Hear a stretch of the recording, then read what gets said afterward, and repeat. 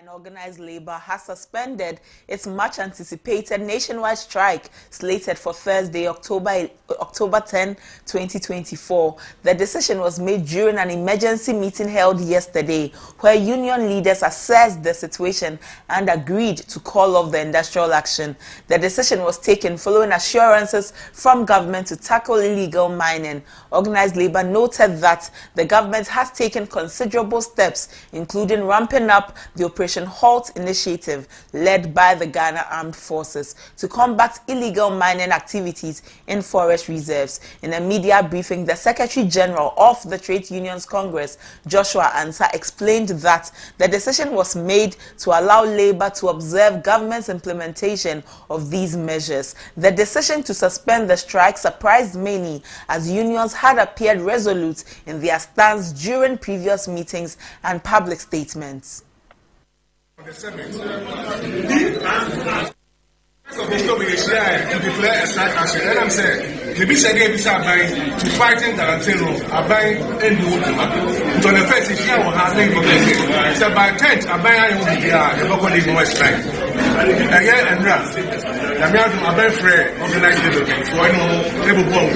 Says, and the other kind of first, let's say, a move and you do that. And then once you're looking at the measures will bring every and I because you are buying and Menunia or two as a one police will never want to one year to mine exercise. I will use you any assassin and forest. I buy say, Comitia, more in the government mood with you.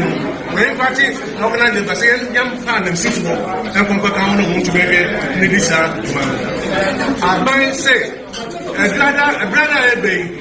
And I said, we can have 15th of next month. So, Parliament for every asset now. A revocation of airline 2 forces to a bank back. Normally, paper on table. Tell the Parliament to do now you focus on license. And I'm Santi, organized labor. As you say, and I'm saying, your cost I say, I buy again no be mine. Now what you want almost all your money. You think strike on us inside. Now yet be in the say I buy the working now, we do it. So I buy any wood demand. Meanwhile, the University Teachers Association of Ghana, UTAG, has announced that it will proceed with its industrial action against illegal mining on Thursday, October 10, 2024, despite organized labor's decision to suspend its planned strike following government's pledge to address the issue. In a referendum on Wednesday, October 9, UTAG members overwhelmingly supported the motion to strike, with about 78% voting in favor, while 22% voted against the strike. Effective Thursday, the National Executive Council of UTAG has unanimously declared an immediate and indefinite strike across all 15 UTAG branches. The association has instructed its members to adhere to the strike until government formally announces a nationwide ban on all mining and prospecting activities in protected areas, including forest reserves, farmlands, and water bodies. Speaking to journalists following the organized labor announcement, the president of UTAG UG, Professor Ransford Jampo, underscored the seriousness of the situation and affirmed the association's commitment to taking a strong stance on the issue. We even wanted to be given the opportunity to say, if this is the route to go, then let us even subject government to strict deadlines. They said they will not let us talk. Does that suggest that even in the meeting you were not allowed? In the meeting we were not. I mean, I made my first point. Others, a few people spoke, and if you are speaking, then the chairman gets up and says he doesn't want you to talk. And so, if you want to make further suggestions, we didn't finish the meeting, and they called you guys to be to join the meeting. So we did not finish with our discussion before we realized they had called the media in, and so the meeting did not end. Then they just got up to read the statement that had been prepared already. Are we to see UTAG on strike tomorrow? Well, we are going to meet this evening. We have voted already. The 16 public universities have all voted unanimously and overwhelmingly to say that they want to go on an industrial action. And we don't care about what disorganized labor wants to do. We would be the conscience of Ghana. We would. Still on Galamsey and its matters arising, President Nana Akufo-Addo has directed the suspension of the enforcement of LI 2462, a regulation on mining in forest reserves, effective immediately. The decision follows a crucial meeting with organized labor on October 8 after they threatened to initiate a nationwide strike on October 10 if the government failed to address the growing issue of illegal mining, commonly known as Galamsey. In a statement issued by the Office of the President on October 9, Akufo-Addo outlined a series of measures to tackle illegal mining, which has devastated parts of the country. One of the key actions announced was the reinforcement of Operation Halt, a military intervention designed to curb illegal mining activities. President Akufo-Addo instructed the Defense Minister to deploy additional military forces to intensify the operation with a specific focus on polluted water bodies.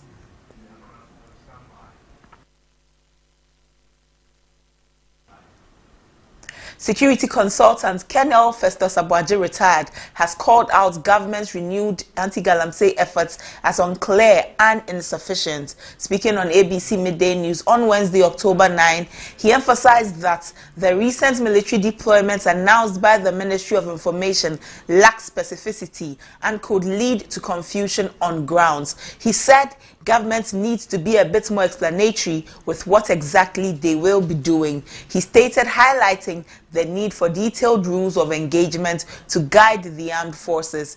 We need clarity of the rules of engagement so we don't shoot to kill, he emphasized. Comprehensive plan to address, this Galamsey menace. And I'm afraid that in that. Still on Galamsey, Abdul Razak Al-Hassan, the communications director for the Ghana Association of Small-Scale Miners, has assured that major changes will be seen in the fight against illegal mining known as Galamsey in the coming weeks. He emphasized, "We are assuring the Ghanaian populace that it shouldn't take us 2 weeks, as they will see a whole lot of difference in the country." Al-Hassan urged illegal miners to vacate their camps, recognizing the severity of environmental destruction to river bodies and resources.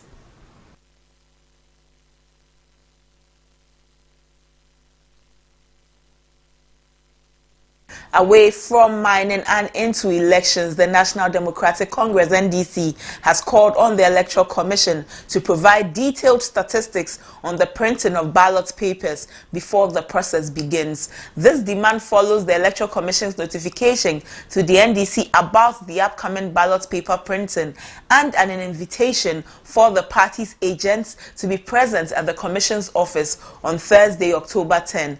The NDC's request stems from past concerns related to the printing process, particularly allegations of the printing of additional ballot papers during previous elections. The NDC, in a letter to the Electoral Commission on Wednesday, October 9, said, despite not having any reservations with the Electoral Commission's decisions, they demand that the Electoral Commission provide statistics that will inform the printing of ballot papers for the various constituencies before printing of ballots commences. The National Democratic Congress insists that accurate statistics are essential before printing ballot papers can begin.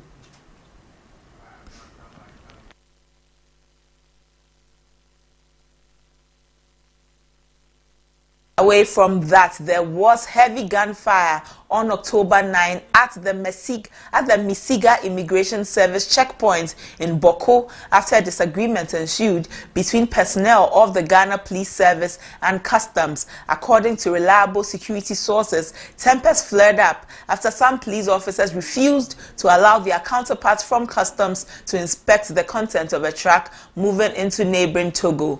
The Customs suspected the truck of transporting bags of smuggled cocoa beans and demanded an investigation. The resistance by the police resulted in an intense gunfire from both state security agencies.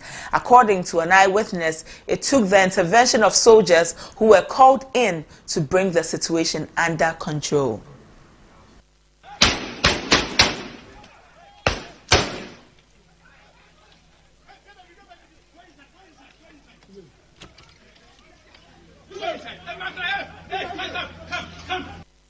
Now into some other matters. The Africa Center for Energy Policy, ACEP, has expressed concerns about the ongoing accumulation of substantial debt within Ghana's energy sector, highlighting that the country is accumulating approximately $67 million each month in unpaid obligations. This rising debt, according to ACEP, is largely a result of the low revenue recovery rate of the Electricity Company of Ghana, which it says currently stands as a worrying 57%. Kojo Yauche, the policy lead for petroleum and conventional energy at ACEP, noted that improving the revenue collection rate of ECG should be treated as a critical priority by both the government and the ECG itself. He further warned that the failure to collect these revenues will not only exacerbate the current debt situation, but will also further deepen the financial troubles of independent power producers who are owed large sums of money as part of Ghana's legacy energy debt.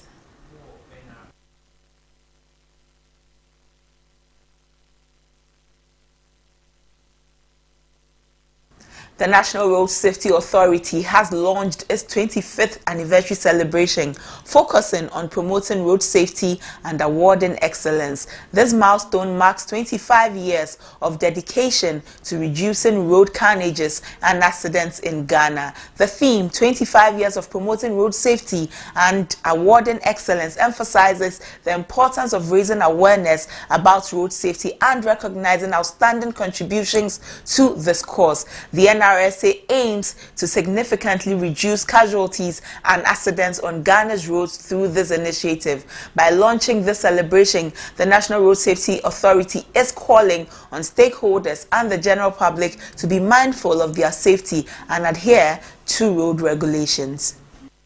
The National Road Safety Authority, NRSA, is celebrating its 25th anniversary in style with the Road Safety Excellence Awards. This prestigious event aims to recognize the outstanding efforts of industry players, transport sector stakeholders, and even media practitioners who have contributed significantly to promoting road safety and reducing accidents on our roads. The event scheme is inclusive, honoring not just players within the transport sector, but also media practitioners such as reporters, bloggers, and media organizations that have made notable contributions to reporting on road safety and analyzing relevant data.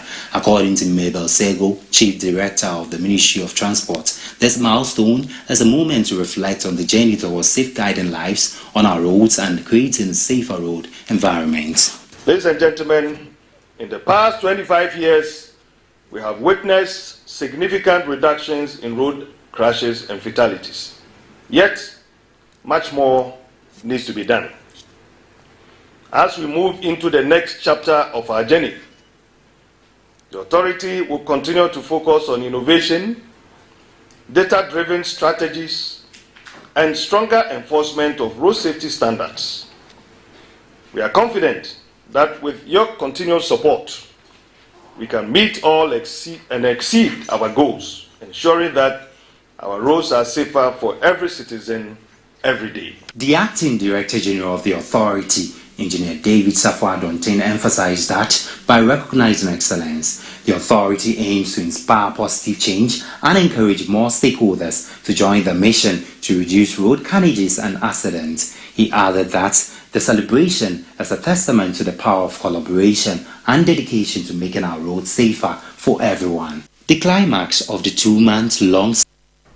That's all for ABC Headlines. ABC in the Morning comes up soon. Stay with us.